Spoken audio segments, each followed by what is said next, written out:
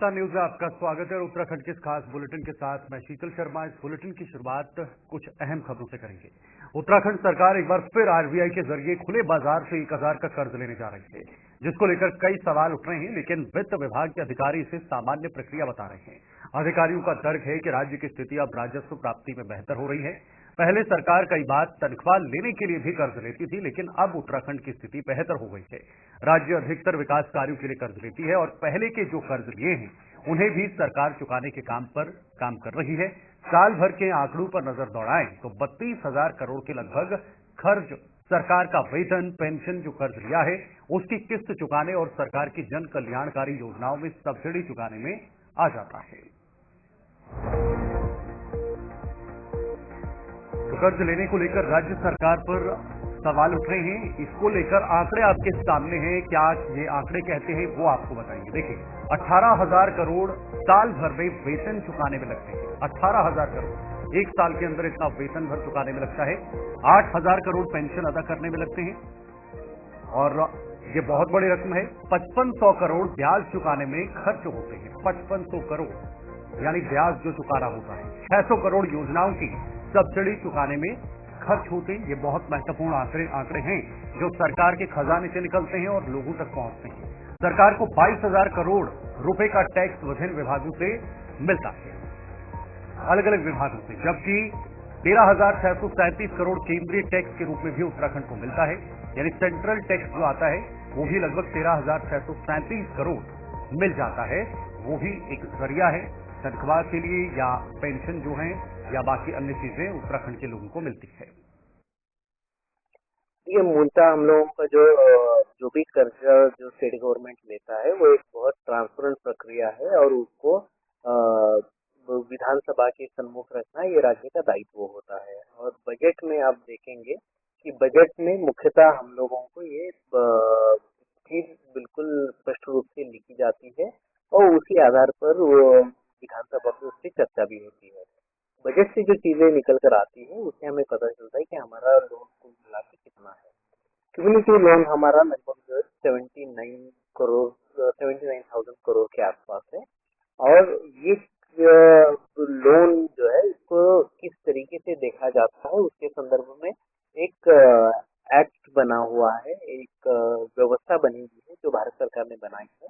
भारत सरकार ये कहता है कि आपके मुख्यतः आपका बजट रेवेन्यू सरप्लस होना चाहिए। इसका अर्थ ये है कि आप अपने संसाधनों से जितने आमदनी करते हो उसी संसाधनों में आपने आपके व्यय जो रिकरिंग नेचर के व्यय है उसको रख देना है। हम लोग पिछले 3 साल का जब विश्लेषण करते हैं तो हम पाते हैं कि इस पर हम लोगों ने काफी अच्छी प्रगति करी हुई है और हम हमारे ही संसाधनों से हमारे जो खर्चे हैं उसको हम लोग मीट आउट कर दे रहे हैं।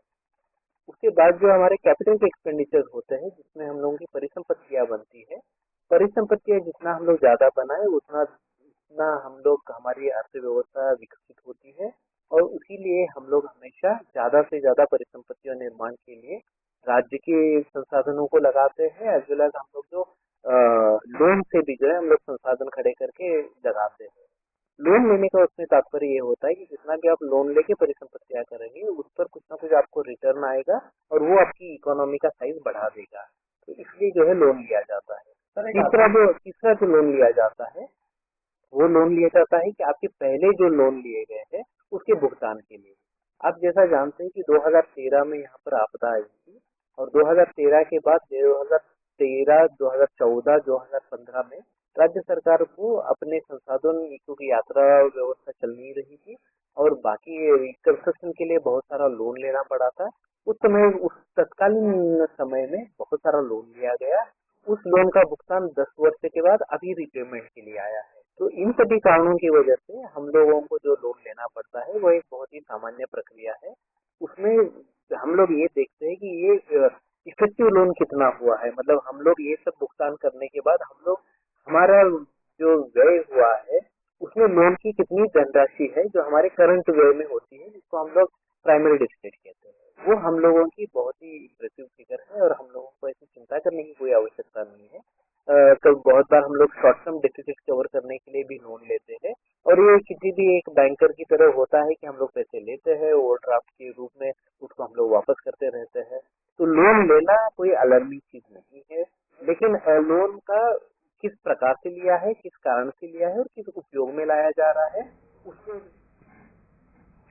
उत्तराखंड उच्च न्यायालय ने निकाय चुनाव में आरक्षण संबंधी याचिका में अपना निर्णय सुनाते हुए आम चुनाव और उसके परिणाम का रास्ता साफ कर दिया है। न्यायमूर्ति राकेश थपलियाल की एकल पीठ ने पिछले सप्ताह से हो रही सुनवाई में अपना आदेश सुनाते हुए इंटरिम रिलीफ एप्लीकेशन यानी अंतरिम राहत को खारिज कर दिया है।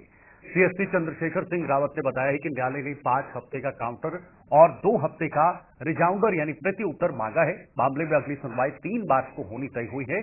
उन्होंने कहा कि एकल पीठ ने राज्य सरकार और राज्य निर्वाचन आयोग के तथ्यों और बहस से संतुष्ट होते हुए चुनाव निर्धारित समय से कराने के आदेश दिए हैं। न्यायालय ने आरक्षण के रोटेशन पर बहस का रास्ता खुला रखते हुए अगली तारीख मार्च की तय की है। न्यायालय ने दूसरी सिंगल बेंच द्वारा निर्णीत हरबर्टपुर नगर पालिका मामले को छोड़कर हस्तक्षेप करने से इनकार कर दिया है। न्यायालय ने किसी मामले में कोई स्थगन आदेश नहीं दिया है और अब न्यायालय का आदेश आने के बाद राज्य में चुनाव का रास्ता साफ हो गया है। अधिवक्ता दुष्यंत मैनाली ने बताया है कि न्यायालय ने चुनाव में हस्तक्षेप करने से इनकार करते हुए कोई अंतरिम राहत नहीं दी है। न्यायालय ने कहा है कि राज्य चुनाव आयोग और शहरी विकास विभाग 4 सप्ताह में अपना जवाब दाखिल करेंगे। उन्होंने ये भी कहा कि न्यायालय ने विजयी प्रत्याशियों के विशेष अधिकार को याचिका के अधीन रखा है। अभी कोर्ट ने इस स्टेज पे जो अंतरिम राहत है वो देने से इनकार किया इस मामले में याचिकाकर्ताओं को, और ये कहा है कि क्योंकि सुप्रीम कोर्ट के कई जजमेंट को साइट किया है और राज्य सरकार की आपत्ति ये थी क्योंकि इलेक्शन नोटिफाई हो चुका है, तो इस स्टेज पे आरक्षण के नोटिफिकेशन पर इंटरफेरेंस से पूरा इलेक्शन अफेक्ट होगा। तो कोर्ट ने सारे पक्षों को सुनने के बाद ये कहा है कि सभी पक्षकार स्टेट इलेक्शन कमीशन और राज्य सरकार का अर्बन डेवलपमेंट डिपार्टमेंट 4 सप्ताह में अपना जवाब फाइल करेंगे। और लेकिन साथ में प्रतिबंध ये लगाया है कि तब तक जो विजयी प्रत्याशी होंगे उनका जो चुनाव है वो एक तरह से याचिका के अधीन रहेगा, उनके फेवर में कोई स्पेशल इक्विटी क्रिएट नहीं होगी, यानी कि कोई उन्हें विशेष अधिकार उत्पन्न नहीं होगा।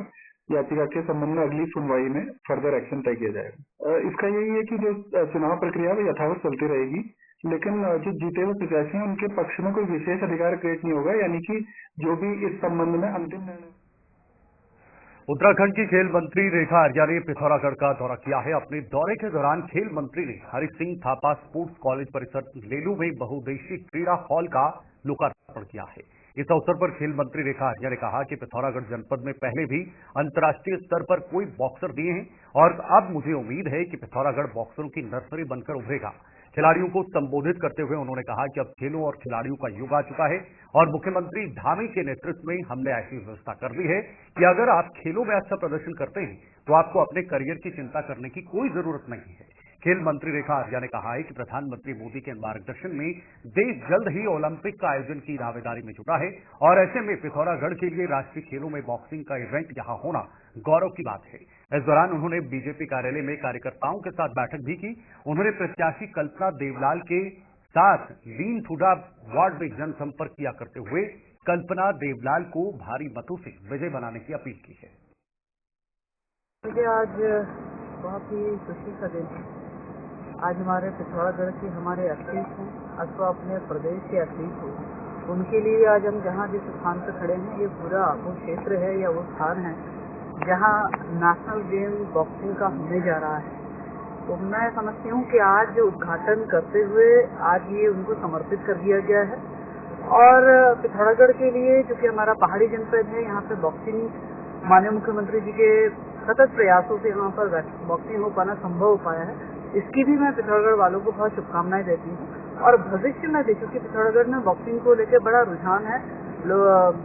हमारे एथलीट में उसको लेकर बहुत ज्यादा क्योंकि उन्नति अचीवमेंट्स रहे हैं और लगातार वो बेहतर प्रैक्टिस करते हुए जो है मेडल लेते आए हैं।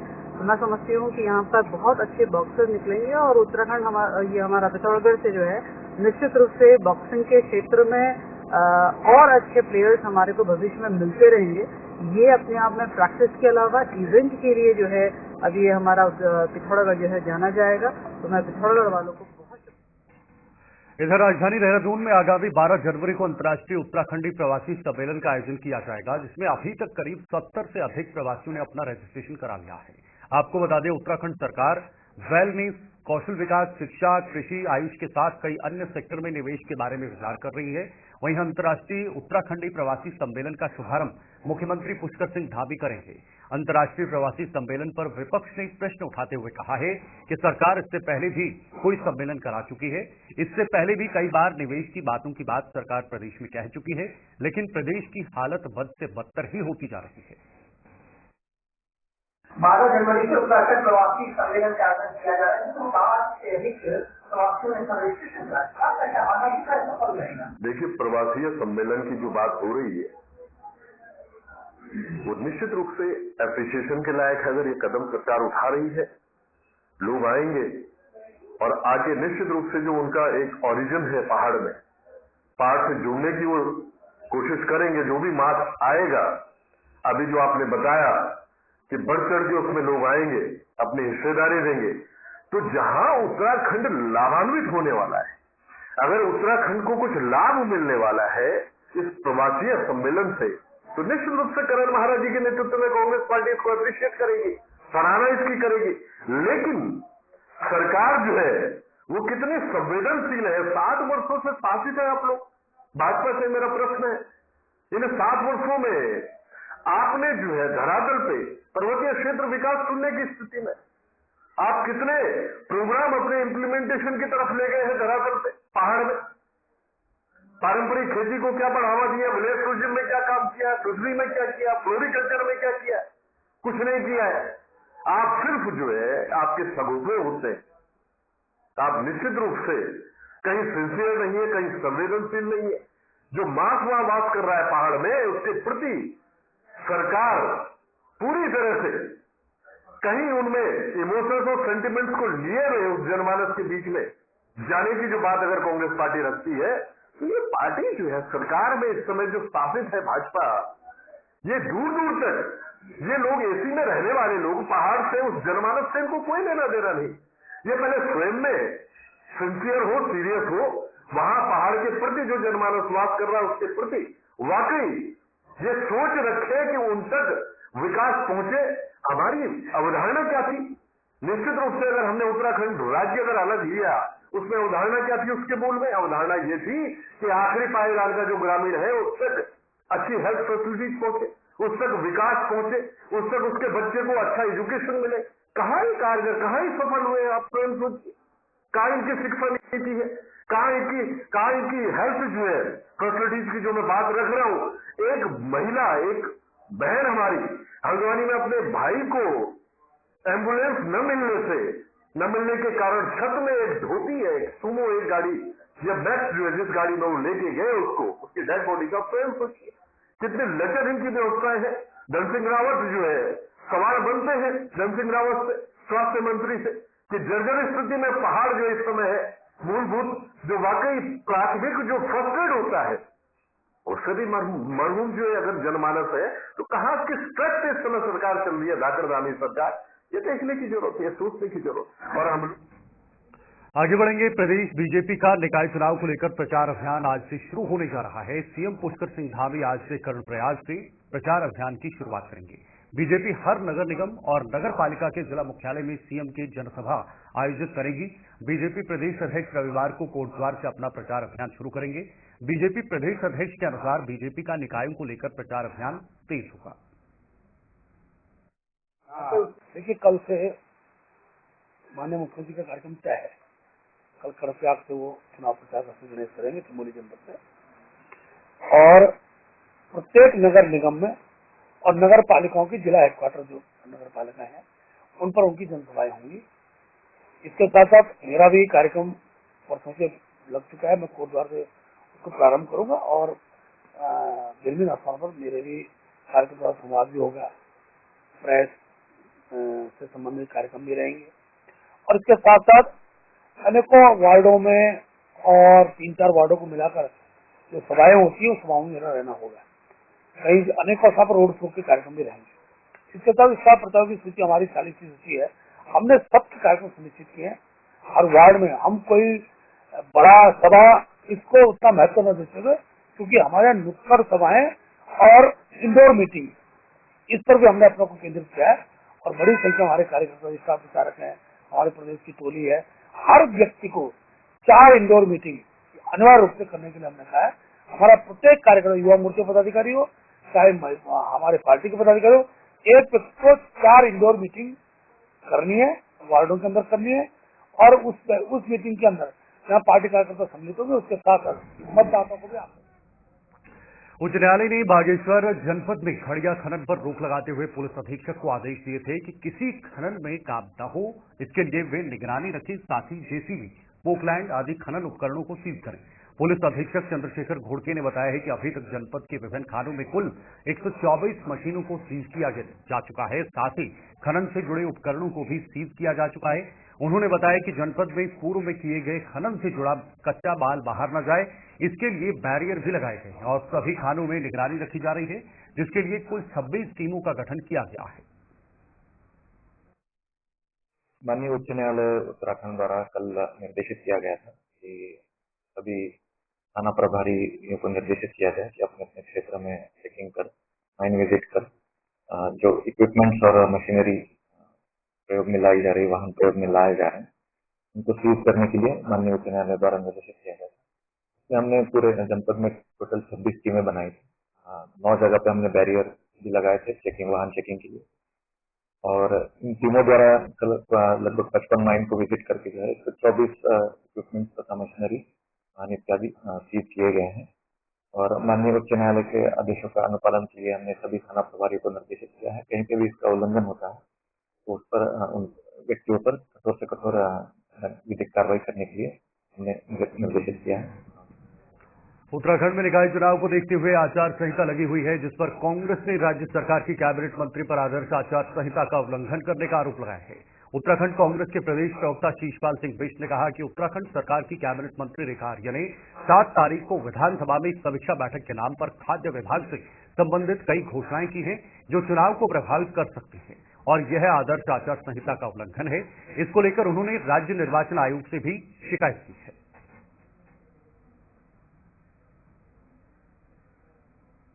उत्तराखंड में नगर निकाय चुनाव गतिमान है और आचार संहिता लागू है। आदर्श आचार संहिता का पालन करना प्रत्येक राजनीतिक दल के लिए अनिवार्य है, लेकिन सत्ता के लिए मुझे नहीं लगता कि कोई नियम कायदे हैं।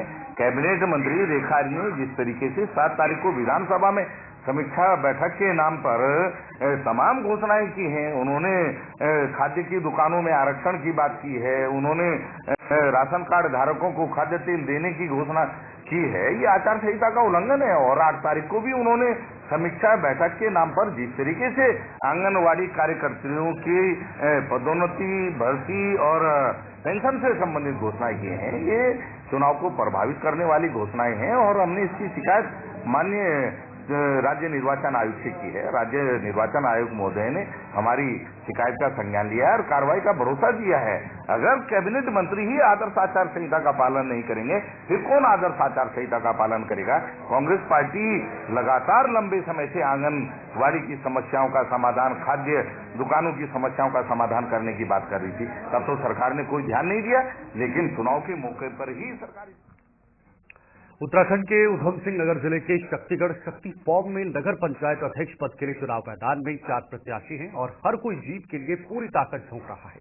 निर्दलीय प्रत्याशी सुमित मंडल ने बीजेपी पर आचार संहिता का उल्लंघन करने का आरोप लगाया है। निर्दलीय प्रत्याशी का आरोप है कि बीजेपी के प्रत्याशी के समर्थन में चुनाव प्रचार के दौरान कुछ मंत्री आचार संहिता का उल्लंघन कर घोषणाएं कर जनता को लुभाने का कार्य कर रहे हैं। सुमित मंडल राज्य निर्वाचन आयोग से निष्पक्ष चुनाव कराने की मांग कर रहे हैं।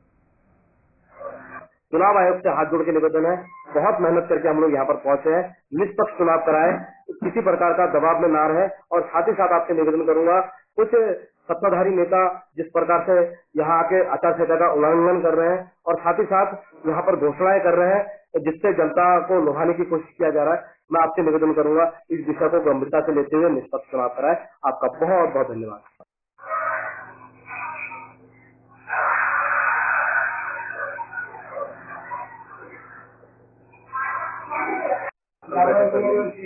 करके सारी बात हो जाएगी।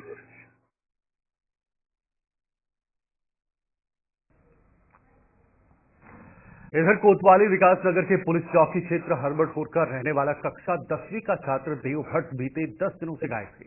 हरबटपुर के जॉनसन स्कूल में पढ़ता है और 31 दिसंबर 2024 को छात्र देव भट्ट घर से गायब हो गया। वहीं परिजनों ने रिश्तेदारों, सगे संबंधियों तथा उसके मित्रों से खोजबीन की, लेकिन छात्र का कुछ भी पता नहीं चल पाया है।